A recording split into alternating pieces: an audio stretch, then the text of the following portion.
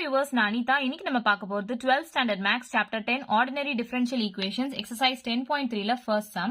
question என்ன கொடுத்திருக்காங்கன்னு பாத்தீங்கன்னா, find the differential equation of the family of first subdivisionல all non-vertical lines in a plane கொடுத்திருக்காங்க. next all non-horizontal lines in a plane கொடுத்திருக்காங்க.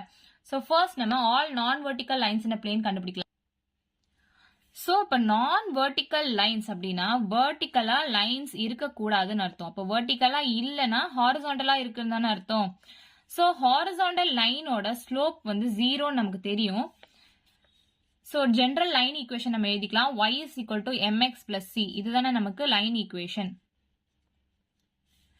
So கொஸ்டின்ல என்ன கொடுத்திருக்காங்க, differential equation எழுத சொல்லியிருக்காங்க. அப்போ இதை நம்ம டிஃபரன்ஷியேட் பண்ணிட்டே இருக்கணும். எவ்வளவு வரைக்கும் டிஃபரன்ஷியேட் பண்ணணும் அப்படின்னு பாத்தீங்கன்னா, கான்ஸ்டன்ட் டேர்ம் வரக்கூடாது. அது வரைக்கும் நம்ம டிஃபரன்ஷியேட் பண்ணிட்டே இருக்கணும். dy by dx, d square y by dx square அந்த மாதிரி டிஃபரன்ஷியேட் பண்ணிட்டே இருக்கணும். கான்ஸ்டன்ட் டேர்ம் எப்ப ஸ்டாப் ஆகுதோ அப்போதான் நம்ம டிஃபரன்ஷியேட் பண்றதை நிறுத்தணும்.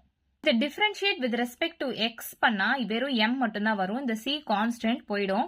கான்ஸ்டன்ட் வேல்யூ அப்படியே இருக்குதுன்றதுனால நம்ம ஃபர்தரா டிஃபரன்ஷியேட் பண்ணணும். So d square y by dx square பண்ணலாமா? d square y by dx square is equal to இதை டிஃபரன்ஷியேட் பண்ணா 0 வருதா?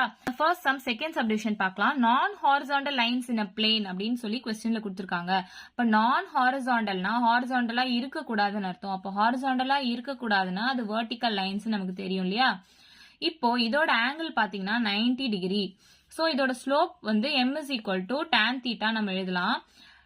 அப்போ tan இந்த தீட்டாவோட வேல்யூ தான் இந்த 90 degree. So tan 90 degree is equal to infinity. So ஸ்லோப்போட வேல்யூ இன்ஃபினிட்டின்னு வருது. இன்ஃபினிட்டி நம்ம எப்படி எழுதலாம்? 1 divided by 0 எழுதலாமா? So y is equal to mx plus c தான் ஜெனரலான லைன் ஈக்குவேஷன். இதை நம்ம differentiate with respect to x பண்ணோம்னா dy divided by dx is equal to m மட்டும் தான் வரும். ஏன்னா இந்த c கான்ஸ்டன்ட், சோ போயிடும், m மட்டும் தான் வரும். இதை நம்ம டிஃபரன்ஷியேட் பண்ணிட்டே இருக்கணும். எப்போன்னு பாத்தீங்கன்னா இந்த வேல்யூ எதுவுமே வரக்கூடாது, கான்ஸ்டன்ட்ஸ் எதுவுமே வரக்கூடாது. அது வரைக்கும் நம்ம டிஃபரன்ஷியேட் பண்ணிட்டே இருக்கணும். சோ இங்க பாத்தீங்கன்னா இப்போ dy by dx is equal to m வந்திருக்கு. சோ இதை நம்ம ஃபர்தரா டிஃபரன்ஷியேட் பண்ணணும். ஆனா ஸ்லோப்போட வேல்யூ பாருங்க 1 divided by 0 இன்ஃபினிட்டின்னு இருக்கு. இதை நம்மளால டிஃபைன் பண்ண முடியாது. அப்போ இதை நம்ம ஃபர்தரா எப்படி சேஞ்ச் பண்ணி எழுதலாம்? dy by dx dx by dy எழுதிட்டு இதை ரெசிப்ரோக்கல் எடுக்கணும். 1 divided by m.